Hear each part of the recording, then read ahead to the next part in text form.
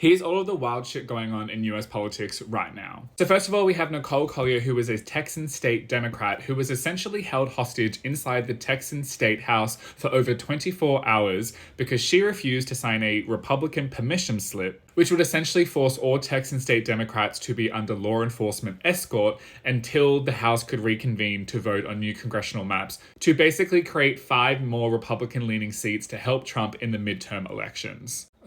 Jesus Christ. So they've literally kept a black woman hostage inside the Texan State House. Amazing. And in response to Trump trying to force Republican states to create more seats that favor him, Gavin Newsom has vowed revenge. And he's put forward his own congressional remapping of California to help increase Democratic influence and rival Texas. And the California government has approved these plans to be voted upon by the public in November. Key difference being the public get to decide the maps. In Texas, they're just doing it and putting you under hostage if you don't agree to it. Speaking of Newsom, he's ignoring the you go low, we go high situation because he's right down in the gutter with Donald Trump because he has been making fun and basically parroting and mimicking all of Trump's moronic, everything. And it's incredible stuff. And so all of this is going on as Washington, D.C. is quite literally put under control of the National Guard as Donald Trump is trying to gain long-term control of the D.C. police. And he's saying he's going to target other cities next. And all of this is happening because of some so-called crime crisis, which city leaders say do not exist.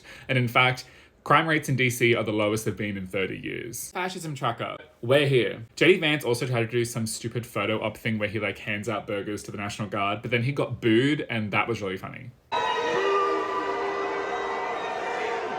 Oh, and the Trump administration is currently putting 7 museums under review for being too woke. Yes, that's right, museums can be too woke because they're trying to educate people. And they're essentially trying to force them to remove artifacts that they think puts American history in a bad light because they're talking about things like slavery, which is part of American history. So the museums flagged for review are the National Museum of American History, the upcoming National Museum for the American Latino, the National Museum of Natural History, the National Museum of African Art, the National Portrait Gallery, the Smithsonian American Art Museums, and the National Museum of Asian Art. So that doesn't sound like something a fascist leader would do, right?